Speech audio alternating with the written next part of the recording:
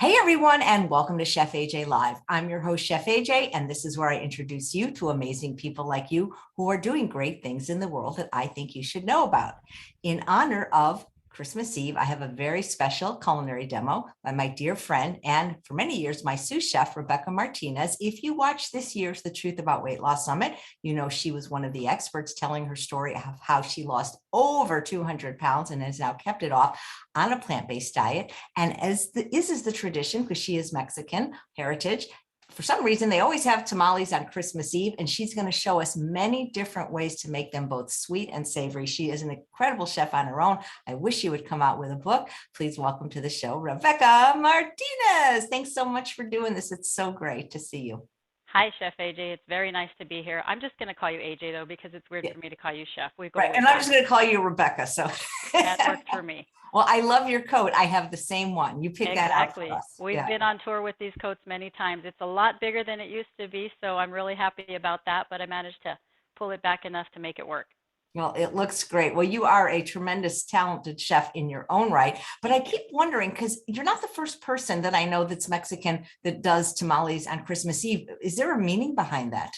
You know, it's funny you asked that. I'm not exactly sure what the historical significance is. I just know that in my community, I'm born and raised East LA. I still live there much of the time, but basically every Christmas was tamales for us. Christmas Eve, get together with the family, make a lot of tamales, cook them and eat them Christmas Eve, Christmas Day, and for however long they remained. Yeah, because I remember, because we've known each other over 10 years, and I remember we were doing something one year and you said, oh, I got to go make tamales. And I'm like, why? Yep. It's a family thing. Most families get together. I think the most important part is that it brings everybody together because it is an effort.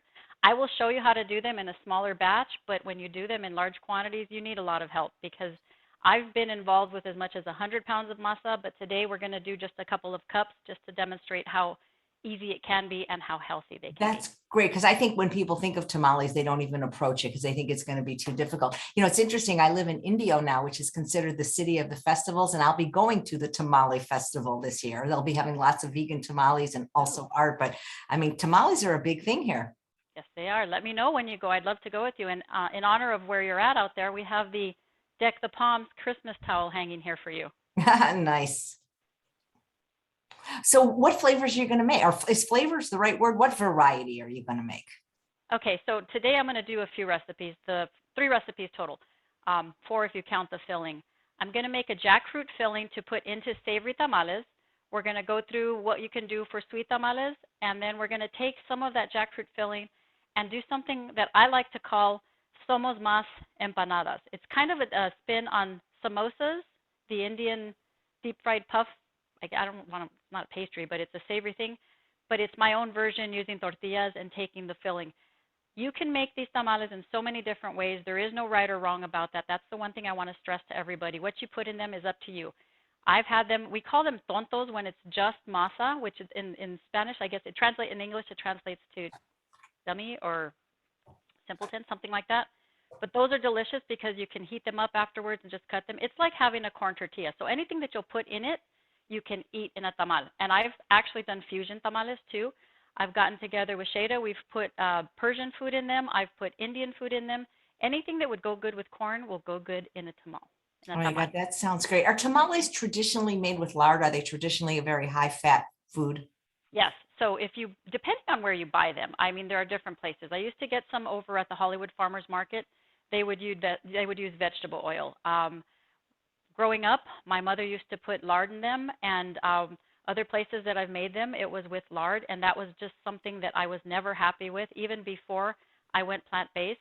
Over time, I learned how to morph it from going to using shortening, vegetable shortening, to a little bit of vegetable oil, and today I'm going to show everybody on the video here how to make them without any oil. I'm using a different fat. I'm actually using cashews as the fat, but I've used potato. I've boiled a potato and blended that into the water. I've used almonds. You can use coconut or avocado. It's up to you. It's really what your comfort level is. It's just certain foods may tint the tamales a little bit, so their color will be a little off. It's really what you have. And one of the things, AJ, that I always say to people, it's not what you make, it's what you can fix. It's not what you can make, it's what you can fix. That's what they used to say. That's what you taught me. Well, because you know why? That's what they used to tell us at culinary school, I guess, to make us feel better for our failures. But you Exactly. know what? It is true. And I find, Rebecca, that except for adding like too much salt or too much cayenne, most things can be fixed. Absolutely. And I love playing Iron Chef in the fridge. I love to open the fridge and see what's there. So if you don't have cashews on hand, figure out what's in there that can substitute as a fat. And like I said, potato is something I have used. You have to work with it. The starch will, the main purpose of having the fat in the tamales, aside from flavor, everybody will argue about the flavor, but it's also you want the ability for it to pull away from the husk. So, you know, when you make tamales, you wrap them in these corn husks. I got this package at Whole Foods, but you can get them at so many different places and so many different packages. They sell them in bulk at these places called tortillerias, which is where they make tortillas and tamales and everything, where you can buy masa that's already prepared, or you can buy powdered masa. I prefer to get powdered that's organic because, as we know, corn, soy, and wheat are heavily pesticided, and there's also the GMO consideration. So I just try to get organic wherever I can. You can go to the market and you can get these types of things. There's one called Maseca and one called Masa Harina. Those are at every market, and from the Latino markets all the way to Ralph's and Vaughn's and Pavilions, they will be there in the international food aisle. So again, no right or wrong. It's what you have and what you can work with. Right. Now, do you want to tell your weight loss story now, or you want to get started with the cooking first? It's up to you. Do you want to fold it in? Do you want me to tell a little bit now? I'm comfortable either way. It just depends how long your recipe is, because if you need to get some things going, maybe we should start with the recipe. Well, I've already got spoiler alert, I've got stuff already prepared that's been cooked, so I can show you what it looks like after. So we're not going to be waiting on anything. So there's no extended amount of time, so we can start a little bit of it now. Right. Okay. So you've lost over 200 pounds. That's incredible. But it wasn't just eating a vegan diet, was it? No, no. So I used to be, brace yourselves, 347 pounds. In fact, should I show the picture now, AJ? Please. Okay, so this is me. I wasn't even 347 yet. That was probably high 200s, and I'm standing next to a friend that's not a petite person, and yet I overpowered that picture. I was at a point where I had high cholesterol, diabetes. I was handed by an orthopedic surgeon a catalog for kneecaps because he basically said, with the arthritis in your knee and the pressure you're putting on them, you're about ready to look for new knees. That really hit me. So I decided to do a plant-based cleanse that a coworker recommended in 2004, I think. I'm not sure. It's been so long. So I did it, and it was plant-based. It was all food-based, and it taught me the power of food. I went vegan or plant-based, however you want to call it, whatever you want to call it, and I lost weight.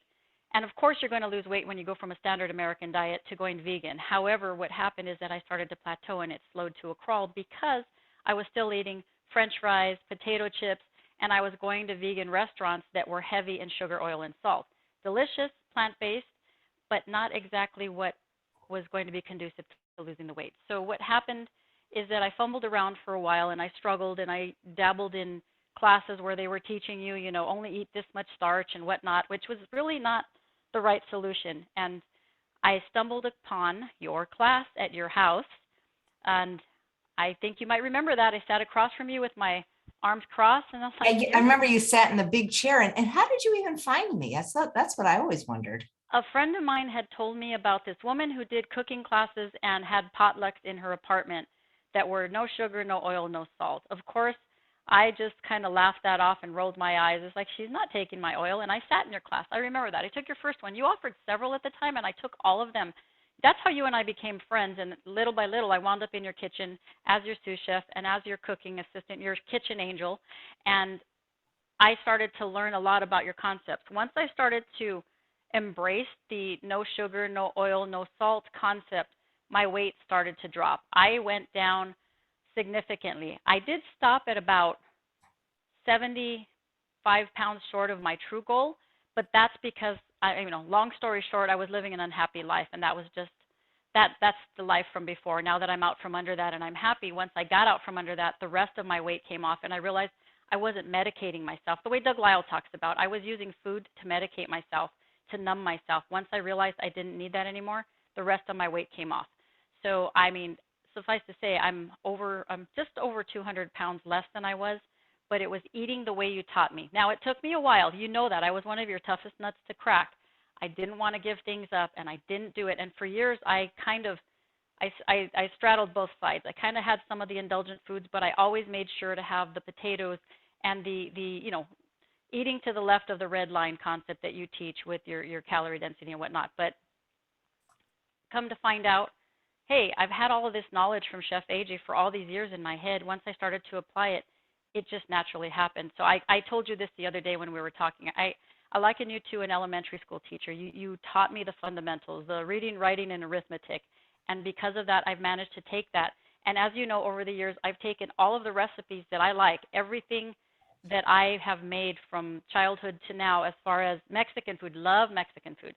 So carnitas, I have a vegan version, tamales, enchiladas, mole. There's so many different things that I make that I've translated, and I've taken other books from favorite restaurants, and I've translated those recipes. So that's kind of my story in a nutshell.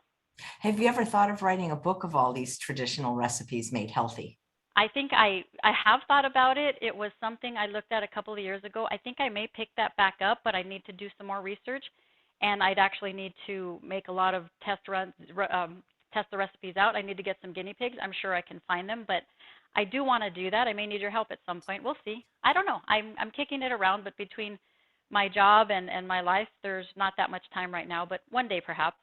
Okay, I think that'd be great. Yeah, because you're a regular person with a regular job. That is true. And I do know that if I were to do something like that, it would really help the Latino community because, no offense, you're wonderful and your cooking is amazing, but there might be some folks in my community that be like, who's this skinny white woman trying to tell us what to do? She doesn't understand what our culture is like. Well, I do because again, born and raised in East LA, I get it. I understand the struggle. I understand how good the food is. I've had the really rich stuff that was dripping in cheese and oil and salt and meat, and I've had my version, and I like it. And there are people in my life that have tasted my food that are not vegan or not plant-based and have said, hey, this is pretty good. Right. And people, the Latino community has a very high diabetes rate. Absolutely. I had it. I had diabetes. I was on glucophage. I was just shy of getting ready to look at injecting insulin and managed to change all of that. I am well within, my A1Cs are always amazing. My cholesterol is within range. Everything about my numbers is great. Blood pressure, you name it. I'm not on any medications. That's amazing. And I know you're not supposed to ask a woman her age or her weight, but can I ask you your age, even though I I'm know 51. it? Nice. Yeah, I don't look it at all. Oh, thank you. Yeah. Well, okay, well, maybe jump into the recipe. Also, I'd like to hear what kind of things you eat in a day now, and do you exercise, and what's the maintenance phase like versus the weight loss phase? Absolutely. Okay, so the first thing we're going to do is we're going to start with jackfruit, or actually we're going to start with the masa. So because we need to let the masa sit for a little while. So like I said, I got this one online, and this is Goldmine Yellow Masa Harina. It's organic. It's for tortillas and for tamales. And then I found this one in the market. This is the Bob's Red Mill Masa Harina. Again, there's the big sacks at regular markets. One's called Maseca. The other is Masa Harina. And if you don't have time or you feel like it, you can stop into what's called a tortilleria and pick up masa already made. The one thing I need to warn everybody here is get it when it's called sin preparar, which means without preparing it. It doesn't have anything in it but the corn and the lime. It's prepared that way. If you get it the other way, they're going to likely put lard in it, and they will put salt, and they use some sort of, I don't know, different places are different, but they may use the juice from cooking meat because it's a flavor enhancer. I usually use vegetable broth, or you'll see today I used cashews blended in with water with some salt. There's no right or wrong. Please remember, if nothing else, just run with it and do whatever you think is right, and whatever you have in the kitchen, if you want to throw them in there, that's the best thing. So to start, so the recipe, AJ, I've emailed them to you, so you'll have them if you want to make them available, however it is. I do have notes because my brain sometimes runs away on me. But basically, it's the base recipe would be 4 cups of the flour, 2 teaspoons of baking powder, and then enough water to get it to the right consistency, or broth, or juice, or nut milk. It's up to you. And salt. That's an optional thing. I do put it in because it helps. Adding it afterwards is also an option, always something you can do. I just put it in because I know that when I serve them to my friends and family, they prefer to taste that in there, and that's okay. It's not so terrible. So to start with, I'm going to go ahead and do, I'll use this one. Different flours have different consistencies too. Like this one is a very fine ground one, so you'll get a more, I'll say rubbery texture. And with this one, you get a more gritty. Now, if you go to a tortilleria and get masa that's made for you, it's extremely gritty. And different people like that.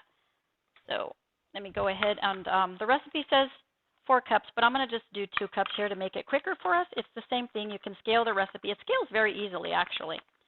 So I'm going to get the 2 cups in here. And then we're going to add the baking powder. I love the way this stuff smells. It's delicious. And like most of our food, AJ, as you're cooking, you can taste this stuff, and it won't make you, I remember growing up when my mom would mix it all together, and she'd put the lard, and she'd put everything, and she'd say, taste it. I'd be like, bleh, it's not cooked. I don't want to do that. So there's the 2 cups in there. I'm going to put 1 teaspoon of the baking soda because I'm just halving the recipe for the sake of making this a little easier for us. I made a batch yesterday, which I'm going to get to eat after this. I'm excited about that. Baking soda, I'm going to add. Just curious, once they're cooked, can you freeze them, or can you freeze them before cooking, or does it matter? Both.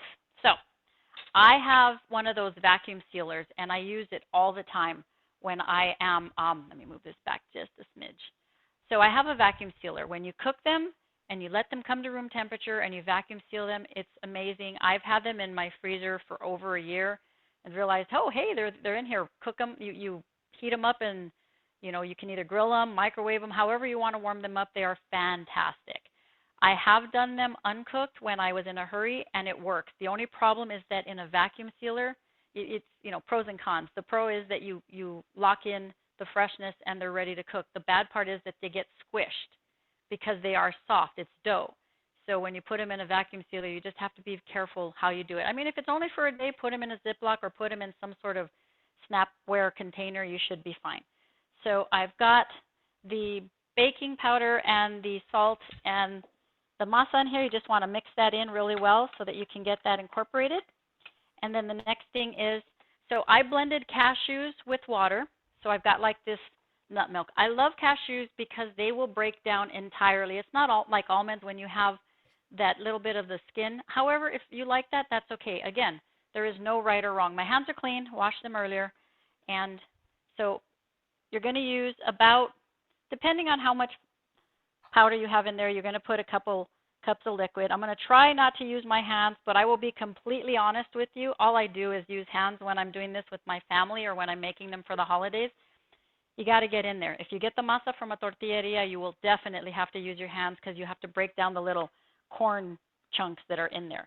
Unlike pancakes, you want to break it down and make it smooth and keep it nice and neat. With pancakes, you want a little clumpiness to keep them from getting rubbery. So I'm just mixing the masa here. Are there any questions you have for me while I do this, AJ? Yeah, well, I think it's funny because, if you're eating it, you can use your hands. It's so funny when I've done videos and people said, oh, she used her hands. And it's like, well, I'm the one that's eating it. What do you care? Exactly. Well, I'm trying to be prim and proper here, but usually I'm elbows deep into food and there's food all over the place, and my chef coat would be, I mean, people don't realize when you go to restaurants, a lot of times people have used their hands. They haven't worn gloves for everything. Yeah.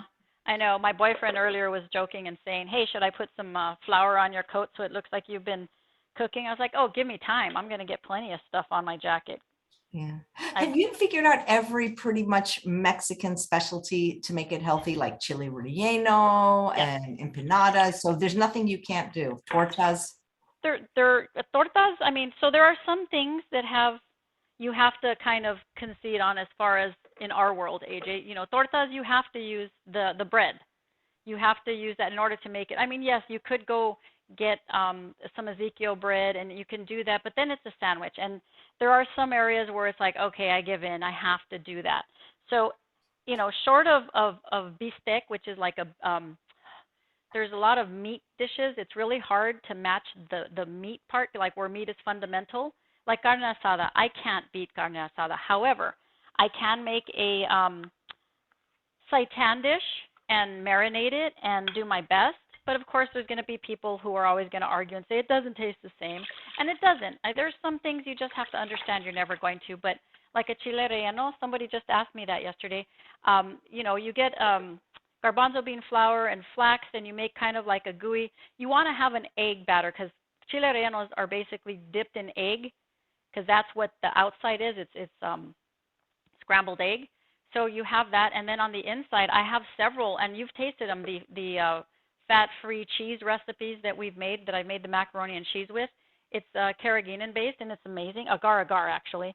And I've managed to make a chile relleno out of that because the rest of it is a chile, and it's whatever you want to put in it. So what I like to put in mine is I'll put that cheese. I put quinoa that's been spiced. There's no rule. You put whatever you want in them. To make them traditional, sure, I'll do my best, but it's never going to be the same. Remember that time we were at a cooking competition, AJ, and there was that group that they used regular food, and of course they won because they were able to use all those flavor enhancers. I know. But your dish was so amazing. I thought, considering we didn't use sugar, oil, and salt, we held our own. And they said it was great. They even said to you, yours was great, and you stood within the boundaries of what it is that you teach us, that you taught us. I know what you raised me on, AJ. So I'm mixing this in, and the magic behind masa is to make sure that the consistency is right, because what you're going to do is you're going to spread it onto the hojas, and I'm going to get there in a bit. But basically, again, we're not putting oil in this, so it's not going to peel away from your hands magically. It's going to have a stick to it, so you just have to work with it. But I did put the salt in here, and I did put so I'm mixing it up, and it's still a little sticky, and again, not until I put a lot more oil will it not be sticky. So you have to factor that in. I'm going to give it a little taste. It tastes great. It has a very strong corn flavor. The salt is not overpowering, but this is going to be really good. So what I usually do once I mix this is I will let it sit for about 15 to 20 minutes I'll cover it with either a moist towel or with the lid. You just want to let it sit and kind of rise for a little bit, because when you put the baking powder and you put the liquid in, you can hear that little bit of sizzle and bubbles. That's where you're going to have. So that's the savory batch. There's a sweet batch. I can go ahead and do that one now, and then we could set that aside and talk about filling. So for the sweet batch, I will use the finer grain, and I love this stuff. This is the gold mine. There used to be a lady at the farmer's market. She used to sell the same kind of thing, but she was called the Güera Tamalera. She was amazing, which in Spanish is, the white girl tamale lady.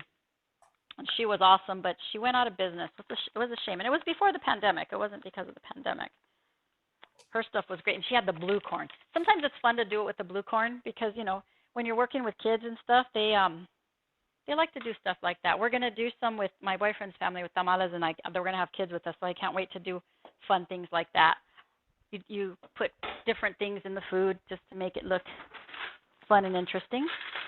So for this one, we're going to do, again, half recipe, but it would be 4 cups of the masa and the same thing, the 2 teaspoons of baking powder, your broth or juice or vegetable. In this case, we're going to use pineapple juice and coconut milk because these are going to be sweet tamales. So, and cinnamon. I'm going to put some cinnamon in here. What's that cinnamon you have, AJ? It's so I love the one. It's from local spicery. It's called Saigon Cassia, and it just tastes like it has sugar in it. It tastes like sugar. It tastes like sugar. When I went to your place before we went to Rancho, that stuff was amazing. I've tasted in some of your recipes. So I'm going to put the cinnamon directly into it because, as I learned from Chef AJ, you add your wet to your dry. So we're mixing all of our dry first. We've got the cinnamon in there, and I think the baking powder. I'm going to get that in there. Again, I'm just doing half a recipe to be quick about it. And I think that's all that's the dry part. So in these, what I'm going to put is pineapple juice, coconut milk, corn, date sugar. I love this stuff. You've been using so many of these things for years. I, date syrup from Date Lady, the Instant Pot. I think you go back way before Costco. I mean, 10. How Oh many my years back, God. I AJ? mean, as long as I can remember. It's been a while. I remember all of that. So I usually sometimes I try to strain it through a strainer because it gets kind of clumpy. So I get that in there because you don't want to have any clumps with your in your tamales. It's kind of icky when you bite into a clump of dry stuff. So I do what I can to I had a sifter. I know you guys are probably saying I just use a sifter. By all means, please do. Most of my life is in a storage unit, so I'm working with what I have. So mixing the date sugar in there, and how much, I'm not going to give amounts because that's going to be based on taste preference. Some people like really sweet, some people just like a hint of it. These are fantastic in the morning for those of you that drink coffee. I love almond milk. I like to have these with almond milk. My dad just eats these as a little dessert. So I've got all of the dry stuff mixed in. So what we do now is we're going to add in the liquid. So I picked up a can of coconut milk. I know it's a little heavy in the fat, but it's the holidays, and in theory, if this is a trigger for people, it's something they should avoid, but it's pretty good. I don't have a problem with it. So I'm going to add in some organic coconut milk. I picked up some crushed pineapple. I'm going to use that I'm going to use the juice, so I'm going to use my strainer again. And I would say you can use chunk pineapple, you can use fresh pineapple, you can use whatever you want. The only reason I use crushed is because I don't like big chunks. Preference thing. You can use whatever you want. I'm not putting any nuts in this, but my family used to put pine nuts in it. You can put raisins, you can put almonds, you can put chocolate chips, you can put whatever you want in this. There's no limit on what you can do. However, you just need to make sure that the consistency is right. And the one thing about tamales that's really cool is they're not as sweet tamales. They're not as labor intensive as the savories, because with the savories you have to spread the masa on the husks. You have to fill them, you have to roll them. With these, you just spoon it right in, wrap it, and put it in the pot. So I'm going to go ahead and start adding in the wet ingredients. I'm going to start with some crushed pineapple juice, or some pineapple juice out of my crushed pineapple can here. So I'm straining it out first.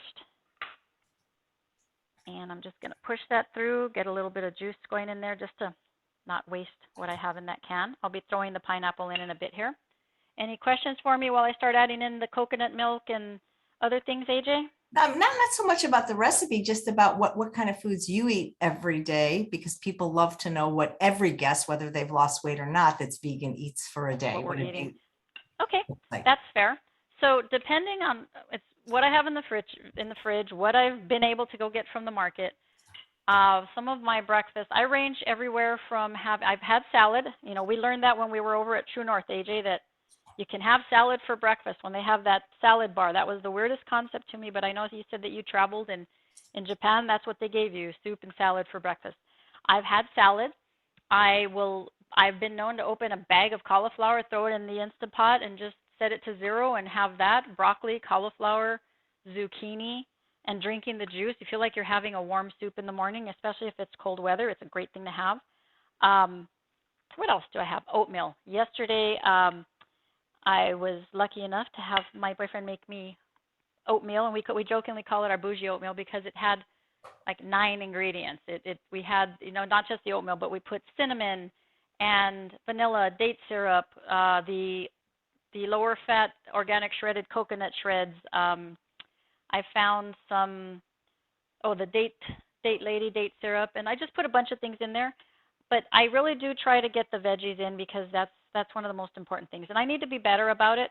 I know when I've gone away from it too long, but that's we'll make avocado toast sometimes, and it's not just avocado on toast. It looks like a big salad on there. It's you get the Ezekiel bread or the Dave's bread or whatever it is that's good, or you can do it on an Ezekiel tortilla and just put the avocado. And I love to put chopped bell pepper, chopped onion, chopped tomato. You put in cilantro and lettuce and kale, and drizzle it with those balsamics. Oh, thank you so much for those balsamics, AJ. That was the best present ever. what's your favorite? Gosh, the California balsamic, my favorite is probably the habanero. I absolutely love the habanero. It's so good. I'm almost done, but they're so good. The Italian mix, the habanero, the sweet heat, And I like the Gilroy garlic too. There's just so many good ones. You know, it's amazing. And I can't tell you how much. I got to order some more because I want to get creative with some of the recipes. I know that we messed around with some of your recipes, and I used them for you when I was testing them for you for one of your books.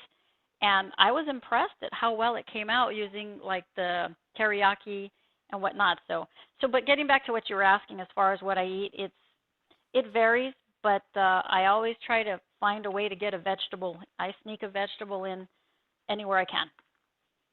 So I have mixed this masa. It's coming out pretty well. It smells fantastic. I can't tell you enough about tell you how sweet they're going to be until I taste the batter right now, but they are delicious. I will not be adding raisins to this one. I mean, I could, but for tamales, sweet tamales, I'm a purist. I like them with the coconut. I'm going to add in some corn. I'm going to add in the pineapple. I think it's ready for the pineapple, so I'm going to go ahead and plop that in there. I might put a little bit more pineapple, but this time I'm not going to use the juice. I'm going to step out of camera for a second. I'm just draining the juice out. And then I'm going to plop that into the bowl. And I'm going to mix that in. So we're putting in pineapples. I'm going to put in some corn. I'm actually going to add in some coconut shreds. You can put in coconut meat or you can put in coconut milk. There is, again, no rule. I don't put too much. And this is unsweetened. I really do try to keep it down to the date syrup as my sweetener. So I'm just mixing all of that in. And I did put the baking powder in. Yes, I did. So I want just making sure. Boy, that would be bad if I hadn't yet. So I'm mixing all of this in. It smells really good. And we're going to put in the corn. And I know corn on corn, but it's just so good. I can't help it. No, I think corn's good in tamales. It is fantastic. I know many people have said, hey, I've gone to this restaurant and they make these sweet corn cakes. And they're great. Yeah, they're good. But I'll tell you something. They are so full of butter and cream and sugar. You know, you can't beat that. I can't compete with that, folks. I'll do what I can, but I think, AJ, you know well what I'm talking about. It's hard to compete with certain things. It's just, look, I do my best and I bless the rest. So I remember True North when Chef Bravo used to make these on Christmas Eve? Yes. Different ones? Yes. Yeah. You know, and I know some people will add food dye to this to make it like Christmas colors. And again, that's something fun you can do with kids. You know, places like Whole Foods and Sprouts has natural food colors that you can get, food dyes that you can get for the food. So it's pretty good. I don't know if you can hear it. It's got like this doughy texture and it's pretty solid. So I'm just going to, again, I would cover this either with a moist towel or with, it's good. It is good. So we'll cover that. That's really good. So we're going to set that aside. I'm going to step over to the stove to get the filling going. So that's going to be specifically for the savory tamales, and then we'll come back and we'll do the assembling. Any questions for me? No, it just, I mean, it seems like it's complicated, but I think it's not as complicated as people think. Oh, no, not at all. It's not. It's a lot of work and it's a big production. Again, if you deal in volume and you get like 10 or 20 pounds, again, this was 2 cups of masa. That's probably going to equate to maybe a pound. It's not that much. I usually do every year. I love to do tamales with my dad, and we get 5 pounds, which is probably 2.5 times what I did.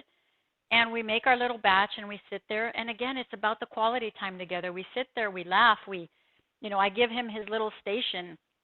He's got his assignment. He works with me and he helps me out. He's my Sue there. Today, my boyfriend was my Sue. It's just bringing people together. When you have the family standing around together, you talk, you listen, you catch up, you hear what's going on in each other's lives. That's the best part about it. That's where it's all at, I think. So I'm sure the tradition is steeped in. It has to do with what was available at the time, I'm betting, and corn was mainly one of the mainstays of the diet back then. But it's bringing the family together, and nowadays families aren't together. Everybody's taken off and gone in different directions, and usually people come home for the holidays, so they spend that time. And that's why we do it on Christmas Eve, so that people are going to be there. You can try to do it a week before or whatever, but then you may not have everybody. So I'm looking forward to that time, getting that quality time where you just hear stories and you laugh. That's the best thing. You laugh, you take pictures, and then you sit down and you eat. I like to eat. I'm never going to say to anybody, oh, I don't like to eat. I love to eat. I'm a little piggy, and I'm proud of it. So with that, I'm going to step over to the stove. Can you see me okay over here? Have you ever cooked it in the Instant Pot? That's what we're going to do. Nice. This is not a stovetop cook. This is for Instant Pot. And so in the recipes that I emailed you, I figured out a way to do this. I'm glad you brought that up. So I remember as a kid, my dad used to do them outside on a wood burning stove. It took 6 to 10 hours, but you know, that was my dad. He'd sit out there, have his beers, and that was his part of it. I've seen them done on the stove. You'd get those big pots. You've probably seen them. If you go to a Latino store, they're usually up on the top of in the aisles. You'll see them. They're big pots, and they have these big steamer trays at the bottom. It's about 3 or 4 inches. You fill it with water. You put them all in there, and it's a science. Stacking tamales is no joke when you're doing more than one layer. And you have to cook them for 3 hours, and you have to check them and test them, and it's just a hot mess. And after a while, you get tired of them. I figured out, I was like, well, the Instant Pot does steaming, and I'm sure everybody else has figured this out. But it's got the insert rack, and I'll show you while we're on that topic. Let me grab this out of the Instant Pot here. It comes with this rack, and you can use this rack or you can use that flour. Most people have the flour rack, the one that opens up. This one that you can put in there as well. This is actually the one I started with. You could set it right in there. Just make sure it can handle the heat. This one has plastic, so I don't know that it could. But you put them in there, and depending on how many you have, you stand them up, because when I show you, we're gonna fill them and we're gonna fold them, and there's gonna be open at the top. Some people will wrap them in paper. Some people will tie the ends. I don't have time for that. I just fill them, fold them, and wrap them, and I stand them up. And as you're putting them in there, if you don't have that many, like the batch I made last night wasn't a full pot. I took some aluminum foil and I balled it up and I pop it in the center. If you have a towel that you don't really care about and you're okay with cooking it, you put it in the middle. It's whatever you want, or grab the leftover hojas. So you put them in here, and I set them for about 40 to 45 minutes on high pressure, and it's fantastic. And I let them come to pressure on their own. You take them out, you set them, you let them kind of cool down, and they're fantastic. I don't use the stove anymore. For my Instant Pot has been my saving grace with that. So I will show you that when we get to that point, how we load them. But I'm glad you asked. So what we're going to do is we're going to make the filling. This is what I like to do, because traditionally it's pork, shredded pork with red chili or beef or chicken. Everybody does different things. There's green chilies, all kinds of varieties. All I know growing up with my family, it was my mom would do pork, shredded pork with red chili. And then later I had learned how to do green chili slices with cheese. I'm not using a cheese here. I'm actually going to do jackfruit. Jackfruit is an excellent substitute for a shredded beef or shredded pork or shredded chicken. I found a couple of cans. I have 2 different kinds that I work with. And you can go to an Asian store. They've got them as well. But this one I picked up at Whole Foods yesterday. And Trader Joe's has their own brand. You want to make sure you get it in a brine. You don't want to get it in a syrup because it'll be sweet. And I made the mistake of buying fresh jackfruit once, and it was sweet. It's a fruit. So it's good to have as a snack, but it's not going to work for this because you need to brine it. And brining, if you have the time, God bless you. I don't have the time to brine because you got to mix it, cook it, and all that good stuff. So what I did is I used the can, and I want to show you what it looks like when it comes out of the can. So when you open up the can, it comes out in chunks like this. And it's kind of like, it reminds me of pineapple because it's got a core. So it'll be in all kinds of different chunks. And what I do is I take it out. Can you see? Let me bring this down just a little bit, AJ, so you can see the cutting board. So I'll just come in here. So jackfruit, I used to cut the cores off, but I used to cook with a friend of mine from work. His father is Sikh Indian, and I guess most cultures, he's like, what are you doing? Why are you throwing that out? That's good food. Let's use it. So I was like, okay. So sometimes the core is soft enough that you can cut it. In this particular case, it is. So you can see I'm cutting through it. Sometimes it's not. Sometimes it's gummy. So I'm going to leave that at whoever's discretion to decide if they want to do that. If you don't have to use it. But I've started using it, and you will notice that there are these seeds in the jackfruit, all I do is I cut them up, but I take them and I chop them up and it looks like this. And then I just put that in my pan. I cut everything up. I cut the cores, I cut the seeds, but I'll also do another step in there. I'll show you in a bit so that you can see what. So I take this, I put it in the pan, and then we start working on it. But before we do that, one of the things, so this recipe is going to call for an onion chopped up and a whole bunch of spices. I'll send you, it's basically chili, garlic, cumin, smoked paprika, oregano, pepper, cayenne, salt. All of this, it's up to you. No right or wrong. Do with it what you want. And we water saute. And AJ, you know well that that's something you also taught me about. You can saute. I'm getting water. Sorry for stepping out of camera. But you can basically use whatever works for you. And there's garlic in here too. So I crushed some garlic in here and I put some onions. And you're going to water saute these until maybe 5 or 6 minutes until they're translucent.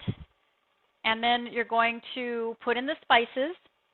And I've got the spices pre-mixed. I've done AJ stewing long enough. I know how to do all this stuff. So I've got all the spices, and I love it. And I always think of you, AJ, when you travel with your empty spice jars, you put all your pre-mixed things for recipes. That's such a great idea. And I've got tamari and lime juice here, mixed in here. So essentially, you're going to cook these onions, and you're going to work them until they cook them down. Any questions while I'm doing that, AJ? No, just like how can you inspire other people that have maybe have excess weight like you had that are, you had an excess 200 pounds to even just get started on this journey? The one thing that I will say above all else is to find your happiness. Find out what it is that's making you medicate. For years, Doug Lyle and I've talked to Doug Lyle many times over the years, and I've always said, you, Doug Lyle, and JP have been my team. And one of the things Doug would always say is, oh, you're just drugging yourself. And I didn't understand what he meant. Now I do. I was drugging myself to be happy. I would say find whatever it is that's causing you to do what you're doing to medicate, to find those foods. Why are you trying to get love out of the food? And with me, I was just in a bad relationship. I was in a bad marriage, and it was something that was not feeding me. So guess what I did? I was feeding me.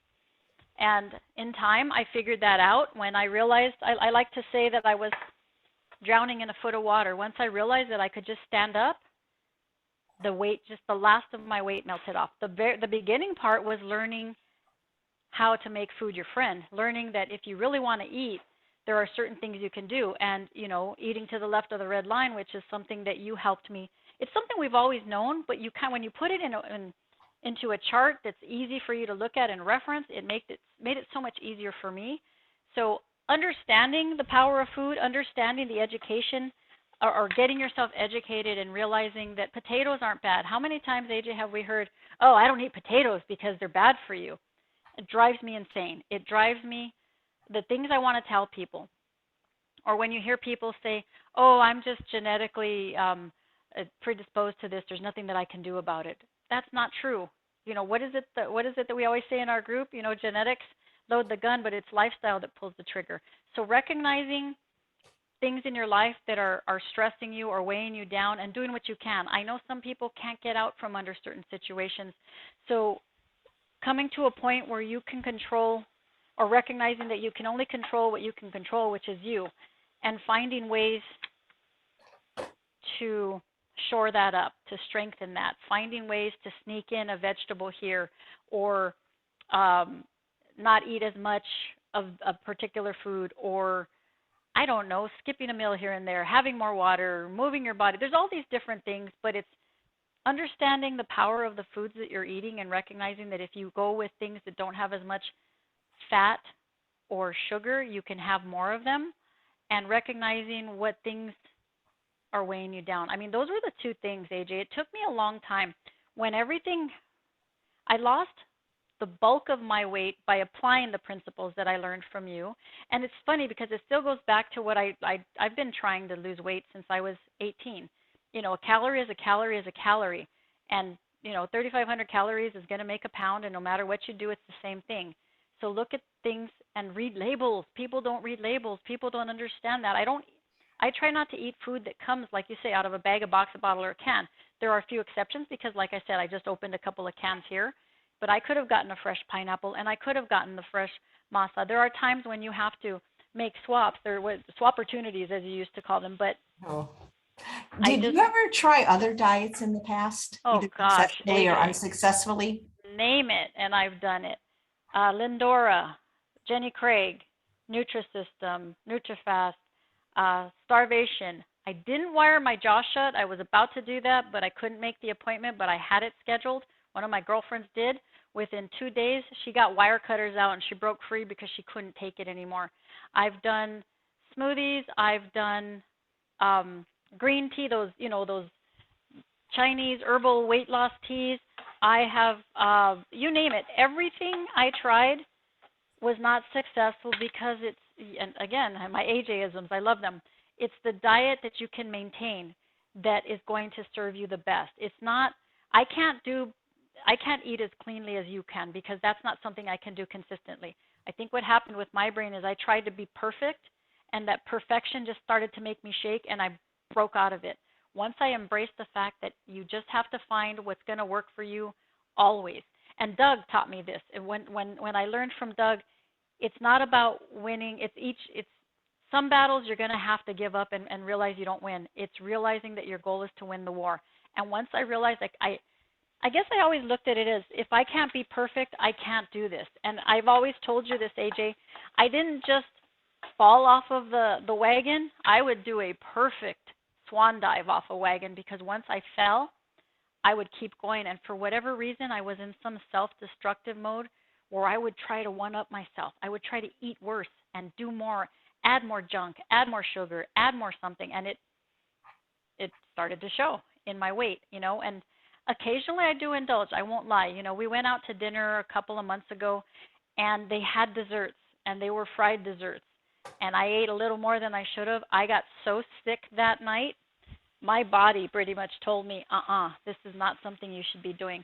And I learned from that, and I am very careful. I've was celebrating a birthday, and I was eating a little more, and I got reminded lovingly that I probably, just a little too much yuck, and I realized I had enough, and I pushed away. And I'm learning how to recognize my boundaries and come back from them. Before, I didn't know how to come back, and that was the hardest thing for me once I fell. And you always used to tell me, if you think you're going to fall, call me. No, your brain was saying, if I'm going to fall, I'm going to fall. I'm not going to call you because I know you're going to try to talk me out of it, and I don't want to hear it. It's what I can control. So that's how I've managed to recognize this. It's, what do you want to do? And I'm where I'm at, and I want to stay where I'm at. I don't want to have a problem where I wake up one morning and say, what happened? I try to get it as soon as I can. That's the most important thing. And I always tell people, do the least restrictive diet you can do that'll give you the results you seek. And not everybody can be perfect, whatever that means, but they can do a pretty good job, and they have to know themselves. Otherwise, they get in that nasty place called the ego trap that Dr. Lau talks about. Yes, and I have studied that, and I understand it.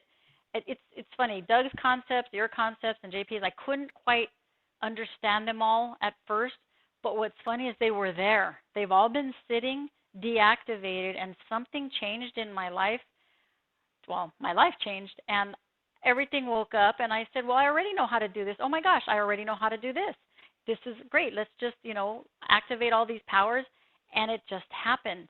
And I'm eating, making these foods. I'm enjoying being in the kitchen. I love cooking, and as long as I know the rules, if I can use that word, for what I can and can't eat, I cook up a storm and I enjoy the meal. Yep.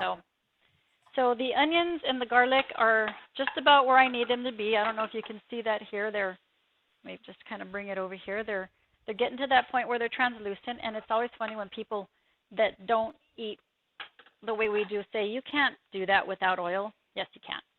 So what you do next is you're going to add in all these spices, and like I told you, it's that mix, and I sent you that, AJ. You have that. You can disperse it however you need to. Let me put that over here. And then I'm going to add in some tamari and some lime. And again, you can substitute with whatever you want. I know a lot of people like to use the coconut aminos, or you can omit it entirely. Some people are very salt sensitive. So the goal here again is we're trying to make jackfruit, which is going to be like a pork substitute for the inside of the savory tamales. So it smells so good. I really do love the flavor of this, and it makes the house smell fantastic. So I've got this cooking up here. I'm just mixing this up. You know, you can make pretty much anything because even meat products, everything is spiced in one way or another. If you were to go carve a piece of meat off of the rear end of some poor animal and eat it like that, it's not going to taste like the stuff you get in the market. So that's why I like to take other things like mushrooms or jackfruit or seitan or what have you and put the spices on it, and it just tastes amazing. So once you do that, you're going to add in a little bit of date syrup just to cut the flavor, the tanginess of it, just a little bit. I'm going to put that in there, mix that up again, and then you're going to put in the jackfruit. So I'm taking all of this jackfruit that I chopped up. I'm going to put this in here, and this is 1 can. I usually go with the 20-ounce can that Trader Joe's has, but like I said, I found that one from Whole Foods. It's 14 ounces. Just adjust things, or if you like spice, don't even worry about that. So you're going to mix that up. You're going to incorporate it really well. And then one of the things that I like to do to give it more of that carnitas or shredded pork consistency is I like to use a bean smasher.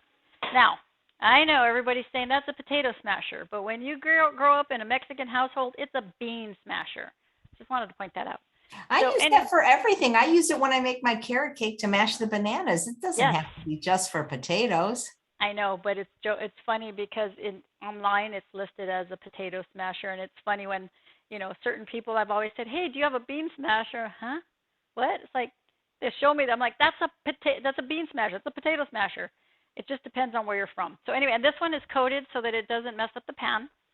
So I like to go in here and just smash this up to give it more of that, you know, consistency. I did do my best to chop up the little seeds and to chop up the big chunks and chop up the core. So you do a little bit of that. You get it chopped up pretty good.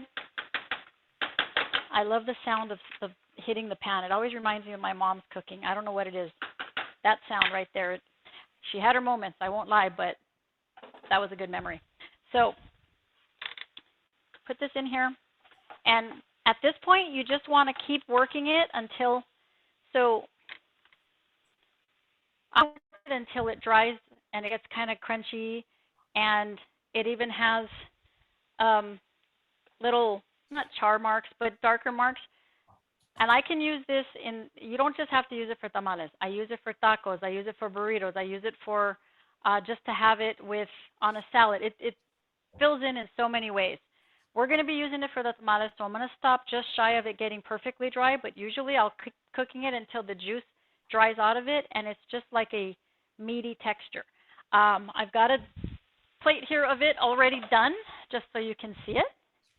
Here's what it looks like, and you'll see that it's got these little char marks and stuff, and it's fantastic. I'll eat this cold on a salad. I will eat this. I'll just spoon some right. I mean, if I want a quick snack, but whatever somebody would put carnitas or some sort of meat dish on, is you can do with that.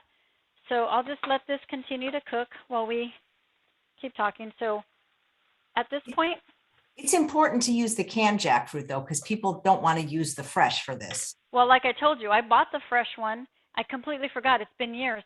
And I was like, okay, I'm going to cook it. And I was like, wait, this is really sweet. And then I was like, oh, I forgot. You have to brine it in order. So that's why you have to go with the cans here they are, looking for them. So it'll say jackfruit in brine. And then the same thing here, original jackfruit. And then on the back, you see that the ingredients it's got salt, which is fine. Have you ever used the one in the box? It's I've been looking for it. You told me that you had found it one time. Yeah, it's Sprouts. I see it at Sprouts. So you can also get it online.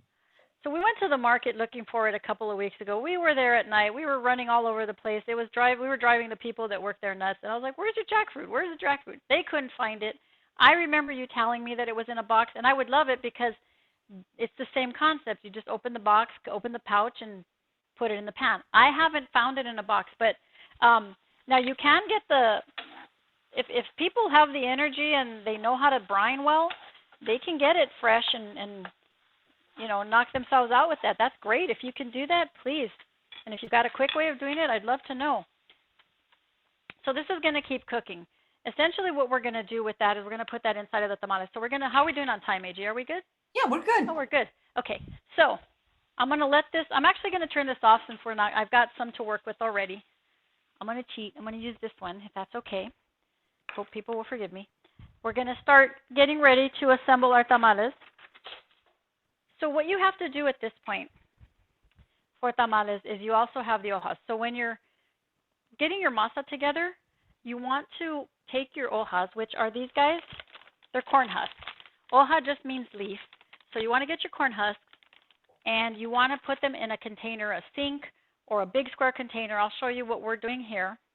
We've got them in this kind of dish and you want to put them in there and soak them in hot water. But before you put them in there, you want to go through them and you want to clean them because oftentimes you're going to see that they come with, they've got some dirt. They might even have some bugs, so don't get freaked out. And they'll have corn silk, these little red strings. On fresh corn, it's that pretty white string that's in there, but when you have them dried like this, they're red or brown. So you want to take them out, clean them as much as you can. You want to fully immerse them in a pan or in a sink of hot water, and then I usually weigh them down with like a plate or a bowl or something heavy, and you get like a spoon to push them to make sure every part is immersed. So then once you have them, these have been soaking for a while, and I've got some towels. You want to have some towels handy, and you're going to do some drying. So got my palm tree Christmas, AJ, just for you. Nice. And we're going to get some of them out of the sink here. I'm going to show you in a second. The ideal is to have big pieces. So when you bring them out, you're going to take them out, you're going to wring them. So I'm wringing them out over the sink here. You wring them out as much as you can. Usually it's the kids who start this. This is like the starting station with my family. Because you have the hoja station, which is these. You have the masa station, which is usually the more seasoned person. You have the filling, the holder boy. Everybody can have a job. So you're going to take these and you're going to get another towel and you're just going to take them and you're going to pat them dry. Let me just tiny little bit here. You're going to pat them dry. You want them soft enough to work with, but you want them dry because you don't want everything falling off of them. So we're going to just do a couple of these. I'm going to demonstrate both a sweet and a savory for you, and then we'll move on to the last recipe. So I'm just drying these and getting them ready. And it's a task. Believe me, drying is always a pain. You're going to need to have a lot of towels on hand, and you usually want to use those good cotton towels that don't have a lot of lint because you don't want lint in your tamal. I mean, it doesn't, if you have it there, you just move it out of the way. It's not quite as bad as the 5-second rule. So, all right. So then you get ready to embarrar, which means, I guess, smooth it on or spread it on there. I grew up using a butter knife. That is what I have always used to spread my masa. Some people use a spoon, some people use a spatula, and some will use those frosting spreaders, those that like the thicker spoon, like it's a big wide butter knife spoon. I don't know, it's a cake frosting spreader. It depends. And boy, every year there's always some new, as seen on TV, way to spread masa. It's like, do it in one stroke. They never work because it's kind of like eating. It goes back to what you eat. And with masa, it goes back to you got to do it by hand. There's no way to cheat the system. So this is the tricky part. With that masa, with the hoja, one side is rough and it's really hard. One side is rough and one side is smooth. It's the inside. It's really hard to tell and you just have to kind of feel it. You want to spread onto the smooth side of it. So let me shift this around just a little bit. I'm going to go back to grabbing our savory masa that we mixed earlier. Those aren't reusable, right? Excuse me? Those aren't reusable. Absolutely not. Once you discard them, they're useless. And when you soak them, when you're done with them for the day, you can't reuse them because they will get moldy. I mean, if you want to put them in an air dehydrator and dehydrate them, knock yourself out. But it's a lot of work. these, it's not something I would recommend doing. These are not reusable once you're done with them. They're usually stained with the chili or whatever food. And they, when we sit down and have them, there's usually like a big tray so everybody can throw their discards. It's kind of like the artichoke bowl that we had the other day. Throw your discards in there. So the smooth side, so you're going to get your masa. And I usually, this is always hard. It's always up to the individual. I'm right-handed. I use my left hand. I put it in my hand, and I use the palm of my hand as my working board. I start, this is preference, I start on the right side of the hoja, and I move to the left. I go in here, I put it, and you spread it. And you just keep spreading it. And I just keep doing this all the way across. I try to go about 5 inches in. You don't want to go all the way up to the tapered side. And I just keep going all the way to the end. And then I have the center of it. That's when you start to fill. So I take the jackfruit and I put that right in the center. You fill that up. If you have roasted chilies, if you have cheese, if you have mushroom, you can put whatever you want in here. So you just take this, you roll it. You roll, you push it down, and then the reason you didn't fill all the way is you're going to bend them. If you have to cut this little piece, you can. I just leave that. So that's what I mean when I say you have an open one. You usually want to have a container of some sort to hold them, unless you're lucky enough to have somebody holding them for you. It may sound silly to have a holder, but because they flop. And if they have any juice in them, it's a hot mess in that bowl because it falls over. So you just have them down there. So I'll do one more. Any questions for me while I'm doing that, AJ? Can you cook all of them at the same time, both the sweet and savory, or do they end up getting the flavor? You can. It just depends. If you have like a strong cinnamon flavor and stuff, you don't want that to get in. So I have a smaller pressure cooker. I have the 3-quart, I think it is, yeah. And I usually do my sweets in there because they're smaller ones, and then I'll either use the 6 or the 8 depending on how many people. So again, I'm looking for the smooth side of this thing. So you can if you want. I mean, if you're going to seal them up, like if you're going to wrap them in, they sell these papers that you can wrap the tamales up the way you take them, the way I just showed you, and you put them in you wrap them up like a little burrito. They're like wax papers. I really don't like to add to that because that's more stuff and more unwrapping. But you can. I just wouldn't recommend it. It's preference. So I've spread the masa on again, like I told you. And I'm going to flatten this part out. You're going to take the jackfruit, put that right in the middle there. Jackfruit is, and add in what you want. Again, look in your fridge, see what you've got. And then you do the fold, and then you have them, and you put them in the little container, and I just lean them back, and I'm holding them. The fun part about making tamales is when you get down to a point where you run out of filling, it's time to go in the fridge and see what you've got, or you just take an hoja, and you just get a big clump, and you just put it in the middle there, and you wrap that, and you call it a day. And those are the ones that my family used to call the tontos, which are the dummies. They don't have anything in them, but they're still really good to eat with whatever it is you're having for breakfast, lunch, or dinner, because tamales are breakfast, lunch, or dinner food. So that's how you do the savories. I have done anything from potato to green chili with jackfruit, mushrooms, corn, you name it. And corn can be in the savory or the sweet. So we can put that one aside. And now we're going to do the sweet ones. Have you ever used the blue corn masa? Absolutely. That lady that I was telling you about that used to be at the Hollywood Farmers Market would sell the blue. And I know that there is blue masa available online, and you may be able to find it at grocery stores near you. But I love it because the colors are so pretty. They have the yellow, the white, and the blue, and they're just so pretty without having to add any food dye. So we're going to go ahead and make sweet ones. And sweet ones are so easy because all you have to do is spoon it in.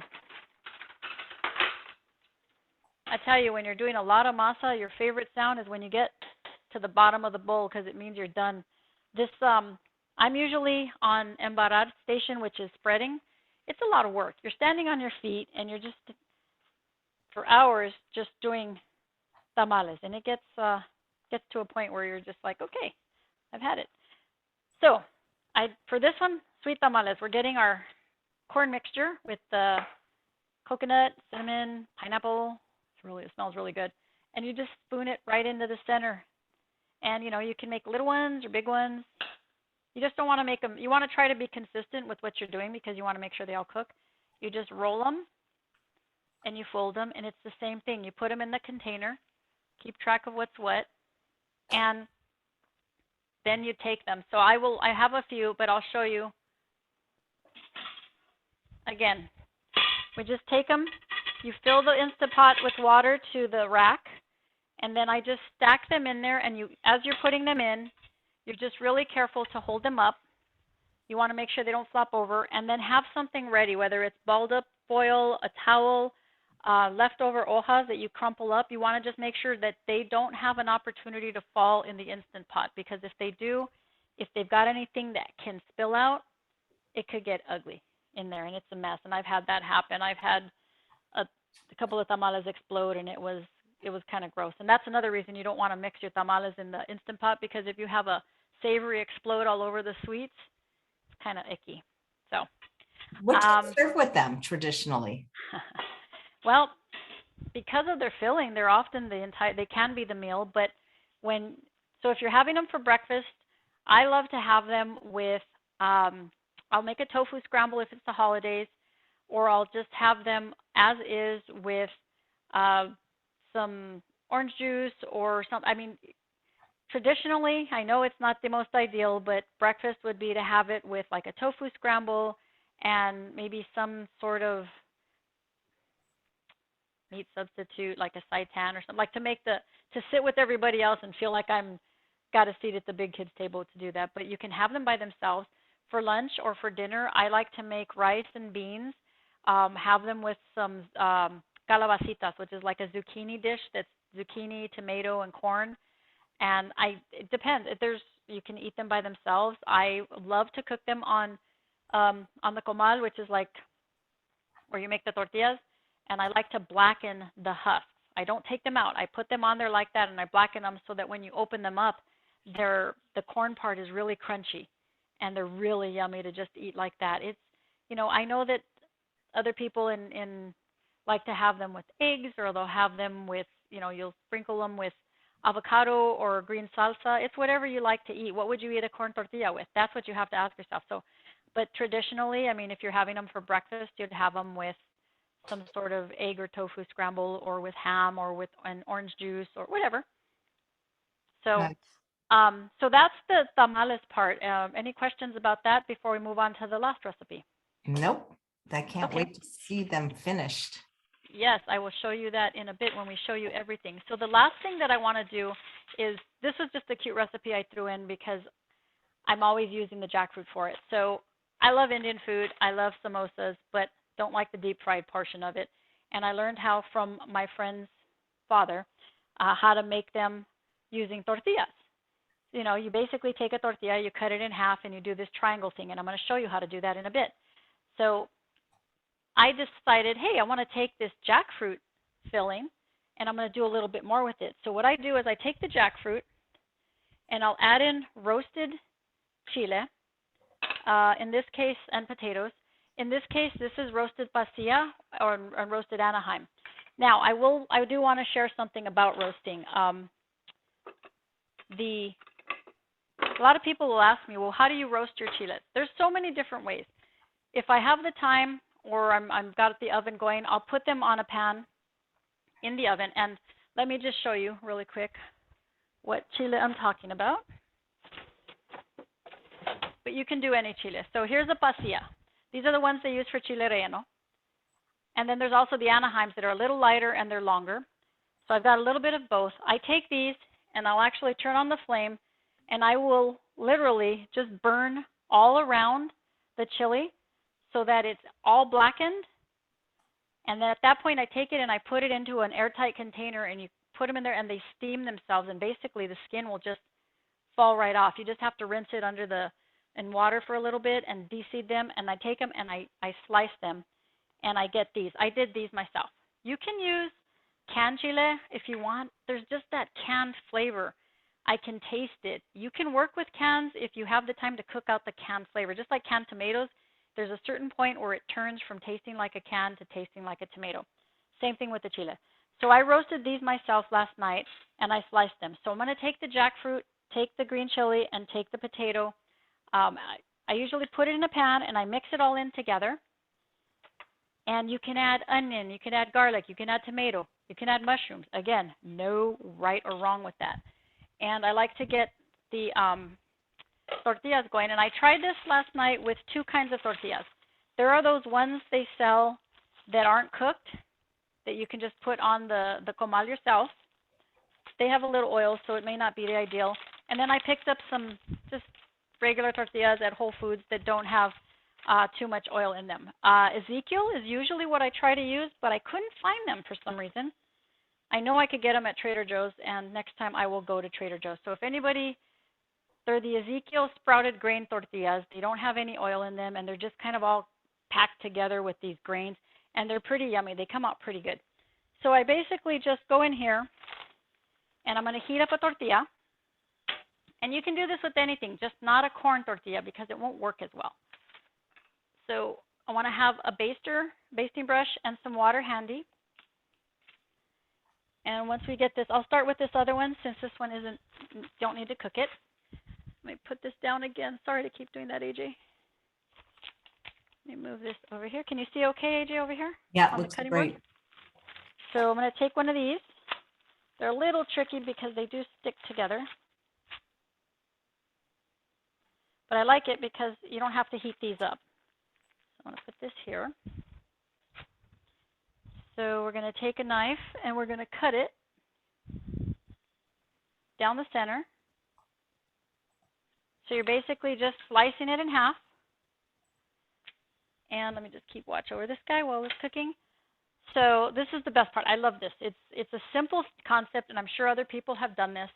But you're basically just going to take this. You're going to spoon in your filling.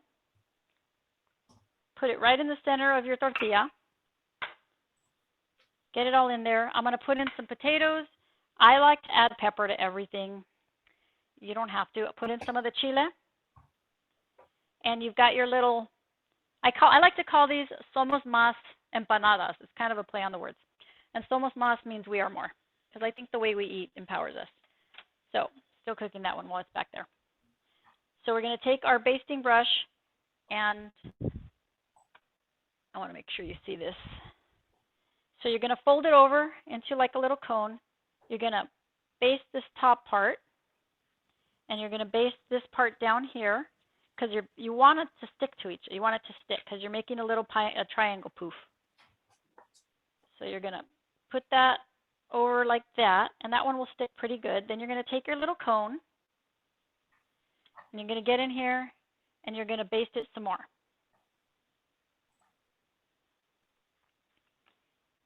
And you're going to pinch it like this. So you basically have a little, it's an empanada, it's kind of a samosa idea, but I love that because there's no deep frying here. So I'm still working this guy here, and it's just about done. So I have that one. I'm going to put this over here on my tray before I put it in the oven, and I'm going to show you how it works on another tortilla. Let me cut this over here. I'm just going to cut it. A little hot, but used to it. So again, we have half the tortilla, and it's the same concept. You just go in here, spoon it in, put in some chile, put in some potatoes, and do your basting. Now, if you come to a point where you're like, hey, this isn't sticking, you can always solve the problem with toothpicks, and I'll show you that in a second. So you're going to fold over the one side, baste.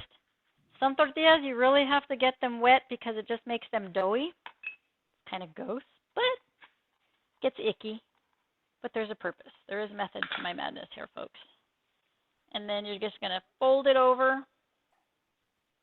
You're going to hold it in place. You've got your little cone, and it's the same thing. Baste, baste, baste. You got to get it nice and wet.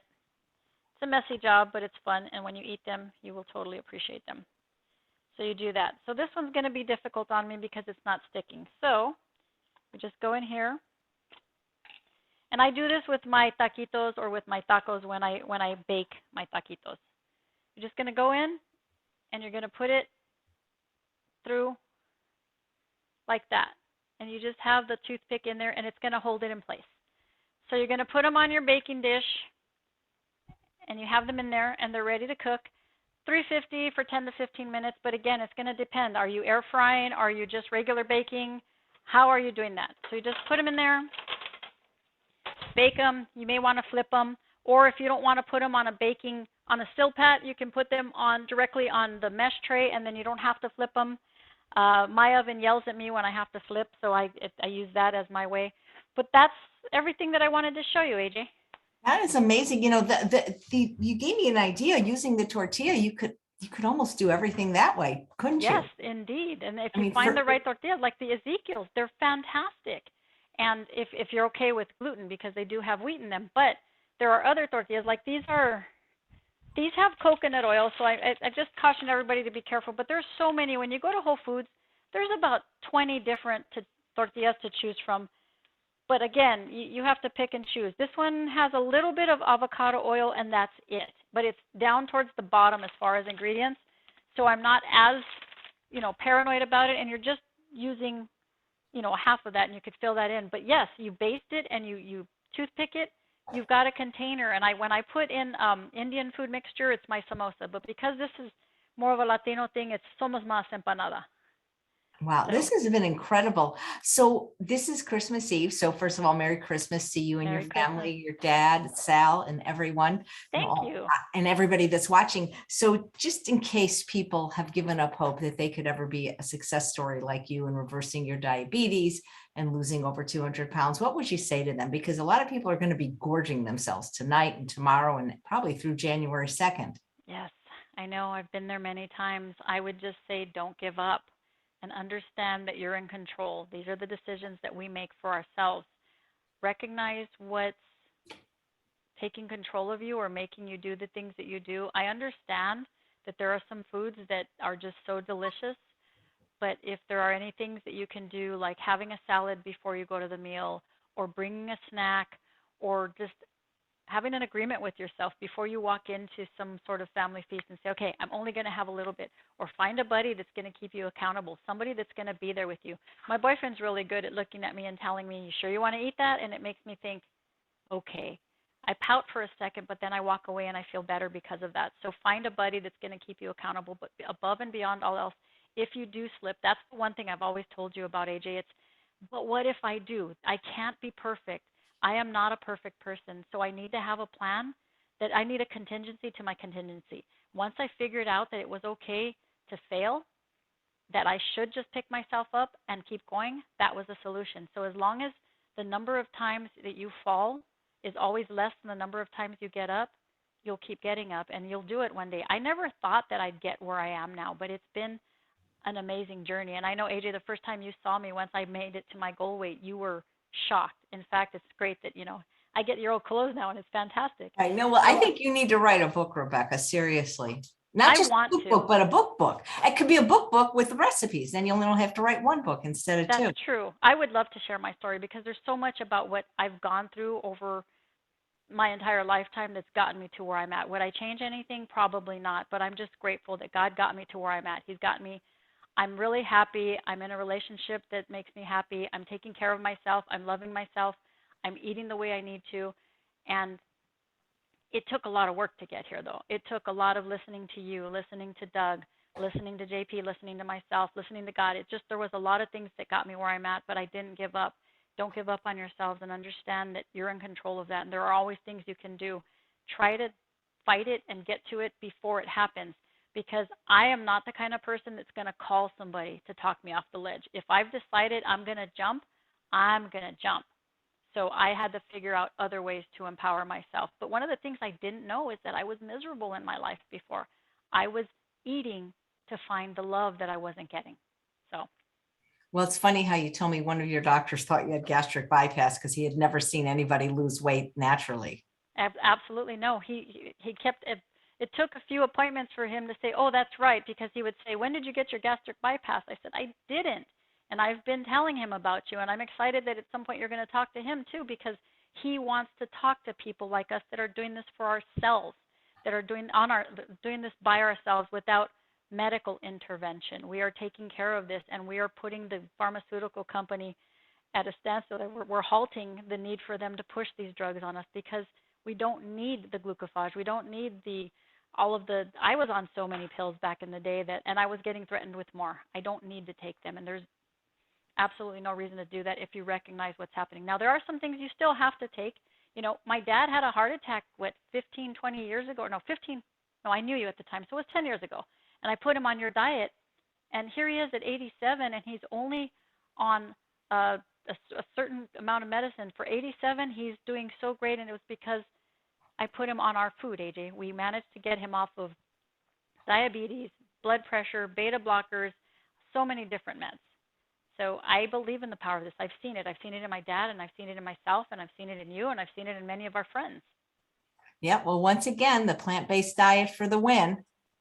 Amen. Yeah. Well, Feliz Navidad. Feliz Navidad. Prospero Año Nuevo. Yeah, thank you so much. And thanks all of you for watching another episode of Chef AJ Live. Please come back tomorrow when Chef Vicky Bretgak is going to be making an incredible Christmas dinner in 30 minutes. Thanks again, Rebecca. Take care. Bye. Bye-bye.